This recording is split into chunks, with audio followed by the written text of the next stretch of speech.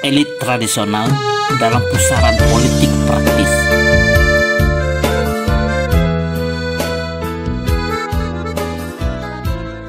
Assalamualaikum warahmatullahi wabarakatuh.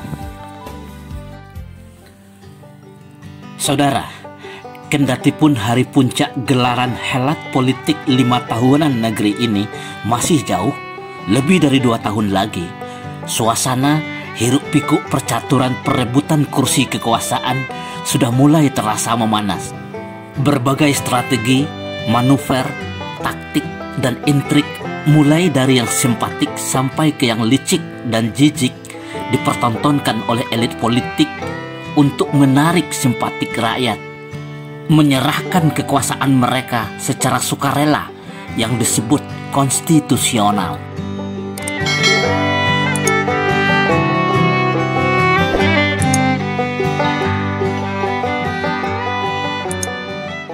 Isu dan simbol-simbol keagamaan kelihatan sudah mulai tidak menarik lagi bagi masyarakat.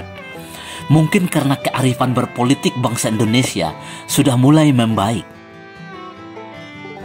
Atau mungkin juga karena kekhawatiran akan pemanfaatan doktrin keagamaan untuk kepentingan kekuasaan. Atau mungkin juga pengalaman tragis bangsa Eropa pada abad pertengahan ketika kekaisaran Romawi kuno bersekongkol dengan penguasa agama, ketika itu gereja, untuk kepentingan kekuasaannya, membangkitkan rasa khawatir dan trauma umat sedunia. Doktrin keagamaan ditafsirkan, bahkan dikarang sesuai dengan kepentingan kekuasaan raja dan gereja ketika itu.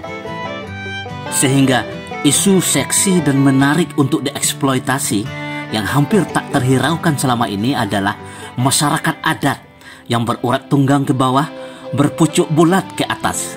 Para elit politik negara ini sepertinya sudah mulai menyadari bahwa pemilik sah republik ini adalah masyarakat adat, tidak sama dengan indigenous people.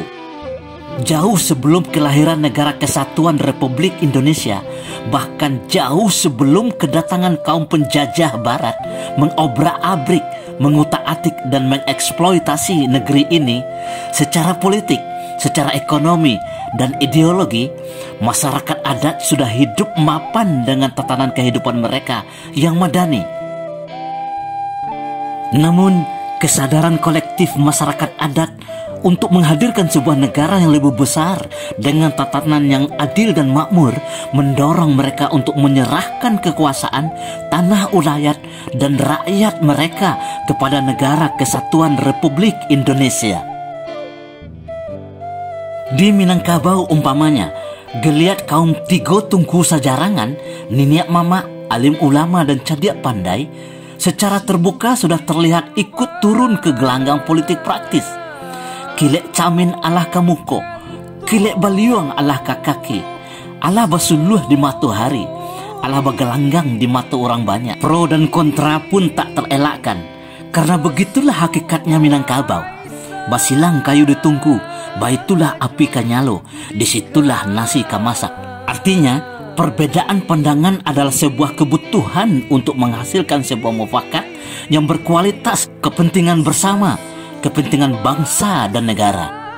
Masyarakat Minangkabau sudah tidak lagi berjuang untuk kepentingan kaum, suku, negari dan Minangkabau, tapi kepentingan bangsa dan negara, Republik Indonesia. Cakak kaum tagak di kaum, cakak kampuang tagak di kampuang, cakak nagari tagak di nagari, cakak banso tagak di banso. Itulah yang dimaksudkan dengan sikap kenegarawan yang telah dicontohkan oleh leluhur Minangkabau pada saat hendak mendirikan dan menghadirkan Negara Kesatuan Republik Indonesia ini.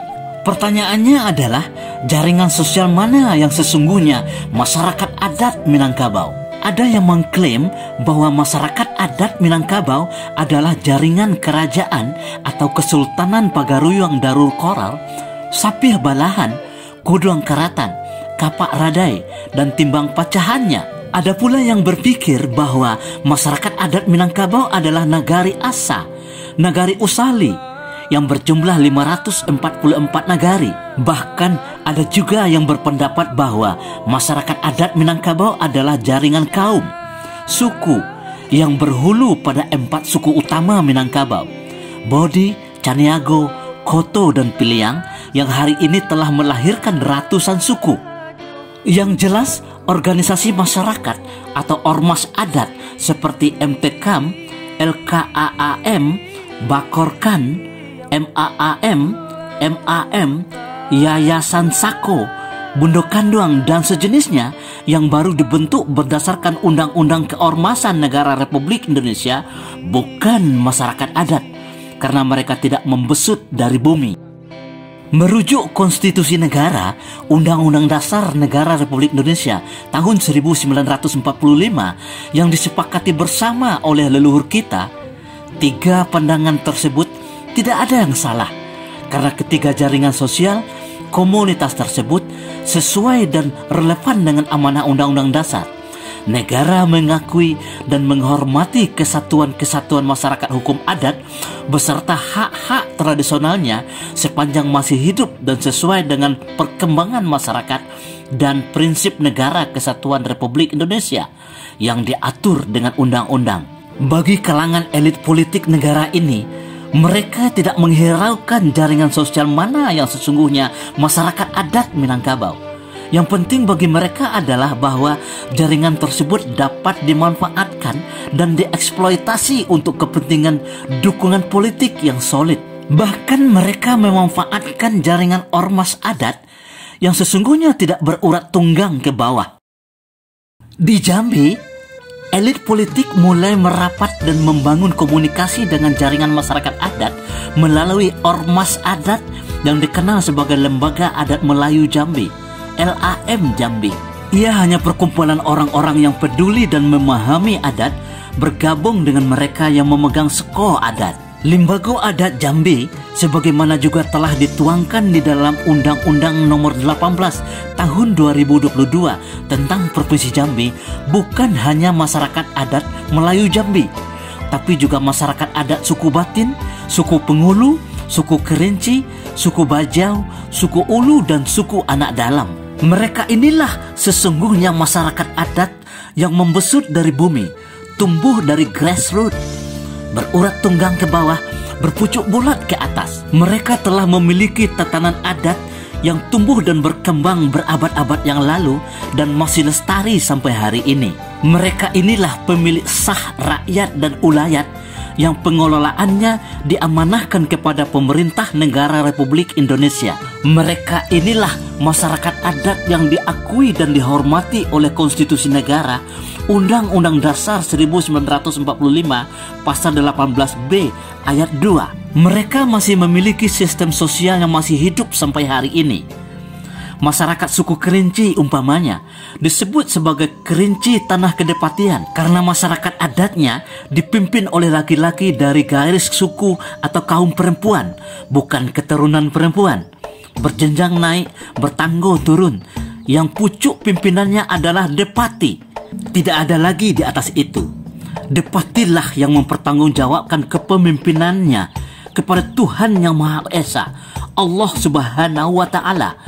Itulah yang dimaksudkan dengan baurek tunggang ke bawah, bapucuk boleh ke atas. Merujuk Tambo Adat, tanah kedepatian mencakup 2 wilayah atau ulayat adat utama.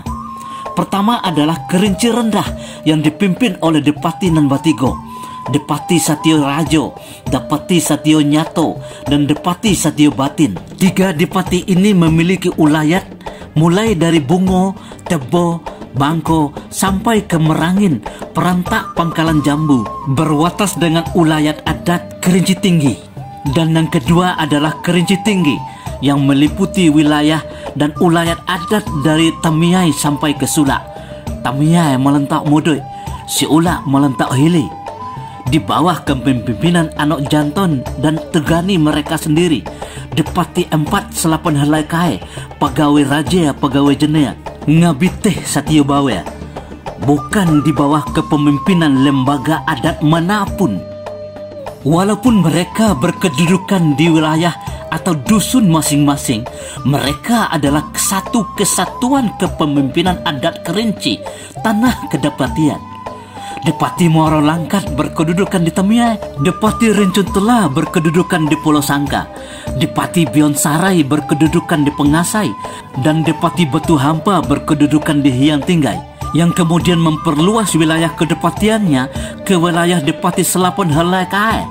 3 Dili, 4 dengan Tanah Rawa, 3 Mudik, 4 dengan Tanah Rawa. 3 Dili 4 dengan Tanah Rawa terdiri dari Depati Serah Bumi yang berkedudukan di Salima, Depati Atur Bumai yang berkedudukan di Hiang Tinggai, Depati Modo Terawang Lidah yang berkedudukan di Panawa, dan Depati Modo Udo Nenggelo Terawang Lidah yang berkedudukan di Kampung Dalea Tanah Rawa. Sedangkan 3 Mudik 4 dengan Tanah Rawa terdiri dari Depati Kepala Sembah yang berkedudukan di Semurup, Depati Kuning Kodrat atau Depati Sekungkung yang berkedudukan di Sekungkau, Depati Tujuh atau Depati Situo yang berkedudukan di Kemantan, Depati Punjung Sepenuh Bumi berkedudukan di Kota Baru Rawa. Limbago adat wilayah Kerinci Tengah, pesisir bukit bagian barat, sebagian besar kota Sungai Penuh hari ini adalah Depati Batujuh, Permentai yang Sepulau, Mangkau Nombor 2 beserta Ngabiteh Santio Bawe, Depati Setudo di Sungai Penuh, Depati Payonagroi Panjang Rambau di Pondok Tinggai, Depati Sepenuh di Sungai Penuh, Depati Palawan Nagroi di Dusun Benik, Depati Alam Nagroi di Dusun Baheu, Depati Simpan Nagroi di Dusun Baheu, dan Depati Cahayo Nagroi di Kota Renah. Permentai dan Sepulau terdiri dari Datuk Singarapi Putih, Rio Jaya, Rio Mandihea, Rio Sengahau, Rio Tenggau, Rio Patai, Rio Mandarea, Datuk Sipati Uban, Datuk Sipati Kodrat, dan Datuk Singarapi Gagak. Mangkau Nombor 2 terdiri dari Mangkau Raja dan Mangkau Dapatai. Limbago adat wilayah Kerinci bagian utara adalah Depati Tigoloha Tanah Sekudung yang berkedudukan di Seulak, yang dipimpin oleh Depati Ngabatigo, Depati Intan Kumbalo Kaum Segalo Bumi Rajo yang berkedudukan di Seulak Mokai, Depati Mangku Bumi Kulit Putih Suku Barajo berkedudukan di Seulak Panjang, dan Depati Simpan Bumi Tunggun Satio yang berkedudukan di Seulak Gedang, dilengkapi dengan 4 orang bungkan Perbekalo dan 8 orang nenek mamak Permenti. Limbago adat wilayah Kerinci bagian tengah pesisir bukit bagian selatan, Kumun, adalah Depati yang berempat: Depati Galang Nagaro, Depati Puro Negoro, Depati Nyato Negoro, dan Depati Sampurna Bumi Putih. Limbago adat Tanjung Pau adalah Depati Tanjung Pau. Limbago adat wilayah Kerinci pesisir bukit bagian hilir, Lolo, adalah Depati Seliring Kulambo Rajo. Limbago adat wilayah Lempur adalah Depati Lekuk 50 Tumbi. Sedangkan limbago adat wilayah Serampeh adalah Depati Berenam, Depati Pulang, Depati Naur, Depati Serampeh, Depati Ketau, Depati Payung, dan Depati Karamo. Limbago adat wilayah Pulau Sangka selain Depati Rencung Telah adalah 6 depati yang memiliki otoritas kepemimpinan terhadap anak betina mereka secara otonom: Depati Kerinci, Depati Anggo, Depati Sangkar, Depati Sukobarajo, Depati Gong, dan Depati Talago. Inilah limbago adat Kerinci Tinggi yang berurat tunggang ke bawah, anak betino, dan berpucuk bulat ke atas, Allah Subhanahu wa Ta'ala, otonom tanpa intervensi dan pengaruh lembago atau lembaga adat manapun, sultan atau raja manapun. Sebagai penghubung raja atau sultan, dibentuklah pemangku yang balemo, pemangku sayo atau serayo rajo di Kota Petai,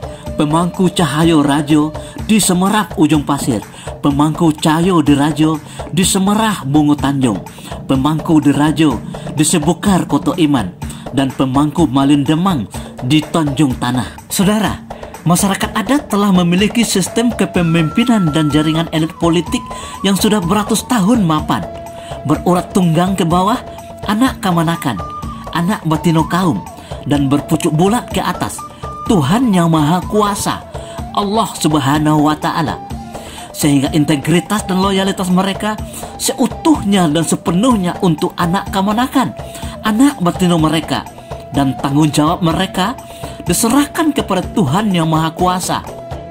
Oleh karena itu, para elit politik negara Kesatuan Republik Indonesia yang hendak mengeksploitasi masyarakat adat untuk kepentingan politik negara Kesatuan Republik Indonesia. Penuhi janji konstitusi negara ketika kita bersepakat mendirikan negara ini.